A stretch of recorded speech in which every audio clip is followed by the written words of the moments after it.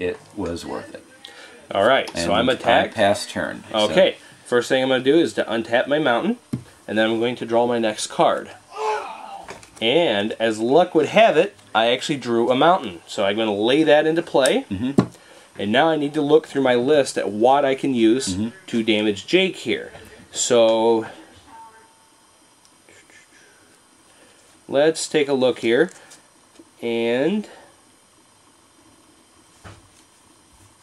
I think, here we go. I'm going to tap both of these mountains, and I'm going to bring out the Smoke Braider. It says that this guy adds 2 mana in any combination of colors to your mana pool. Spend this mana only to play elemental spells or activate abilities or elementals. For those of you watching, this is a deck that uses almost exclusively elemental cards. Yeah, very impressive. So I'm going to pass control over to you now. Important fact, Andy went in one turn from having only 1 magic potential to now he will have 4 across the board. Very powerful.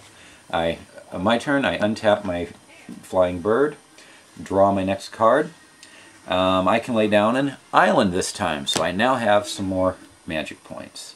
I'm still going to go ahead and just attack Andy, declare an attack with the Flying Bird, and that's 2 more damage in the air. Bringing me down to 16.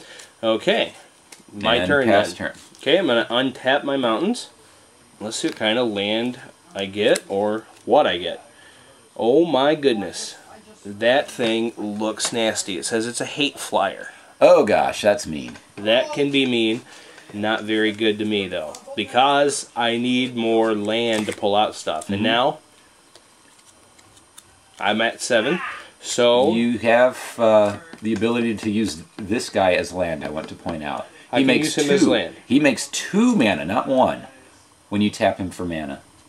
So I can use him as 2 land of any color, as long as you use it to play a card that says elemental on it. Okay, that makes a lot of sense. I didn't know that. Yeah. So I'm going to actually tap these mountains. And be careful so you don't tap too much. If you tap have extra magic points when you pass your turn over, it's going to hurt you. 1 damage. So I can't do that. Point.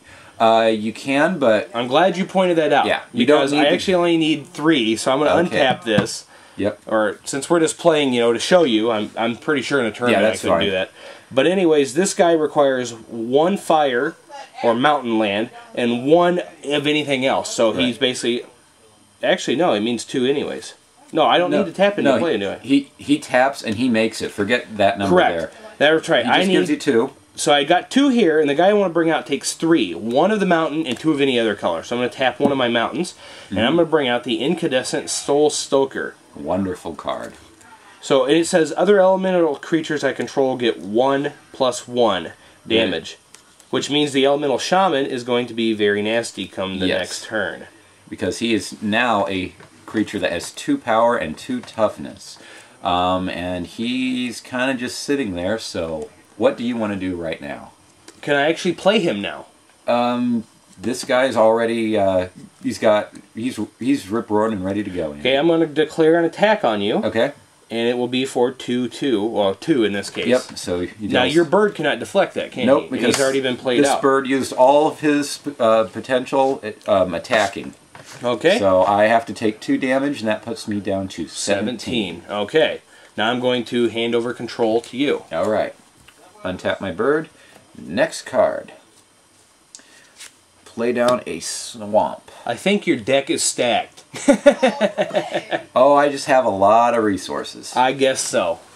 Okay, I'm starting to get a little scared here, so let's see what I can do. I'm going to go ahead and attack, swing at you for 2 damage. Puts me down to 14. I can't deflect it because these guys are all land-based. Yeah. So they are over my head. They soar right on over. Yep, it's a horrible weakness of it. But at the same time, now can he deflect anything I send at you? If it's land-based? Yes, a flying creature can block. They could swoop down and just say, no, you stop. So think about that. That can be good. Flying is generally a good advantage. I'm going to now do some funny, crazy stuff here. The Unstable Frontier land can make any other land that I control a basic land type. So I'm going to tap the Unstable Frontier and turn this swamp into another island. So I'm going to tap this temporary island, this regular island, and then 2 more. This one for the colorless, so I don't take the damage. And I'm going to put another flying creature into play. This is a Swans of Brine Argol. A slightly older card, but wonderful card for what As it does 4 damage, I'm certainly doomed It does very 4 soon. damage and is also flying. And damage that's dealt to it goes down to 0, so it can't be hurt from regular attacks. Incredible. Very. Even better, though, anything that deals damage to it, whoever is the controller of that, so if your creatures could hit this thing, you get a card for every point of damage it would have taken. Oh, wow.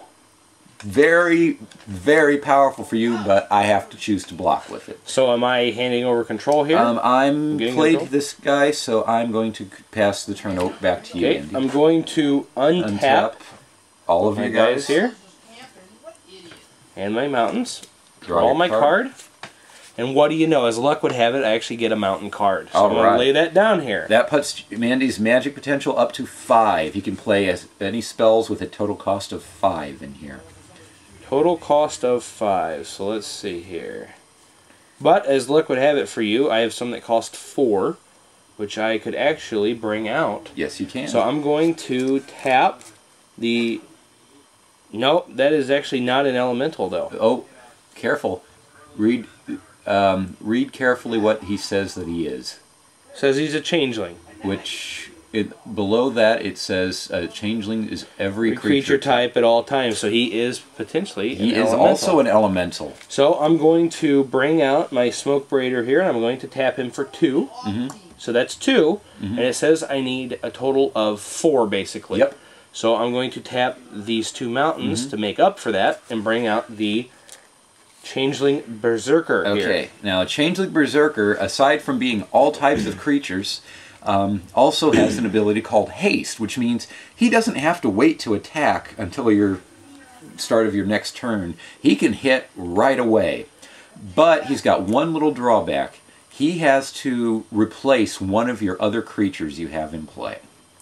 So you've got 3 guys out, and you have to pick one that goes away for as long as he's around. That's a very simple choice for me. Now, Yes, he goes it to the is. graveyard, right? No, he just goes back in my hand? He actually is considered removed from the game, so nothing can bring him back. Okay. Except if this guy goes away, he'll return again. So I'm going to take away the Flamekin Harbinger. The reason being is that he's in 1/1. He's been buffed to 2. However, some of the other cards I have on the table are already 2, and this guy does 5 damage. He does 6 because he's an elemental, so he also 6 gets even. the bonus. So I'm going to go ahead and take him away. Yep. Now, being that this is all creature types, I can attack you as air with this, correct? He doesn't get the ability for flying, but he is considered an elemental. He's also considered a goblin, a fairy, an elf, an aardvark, and an artichoke.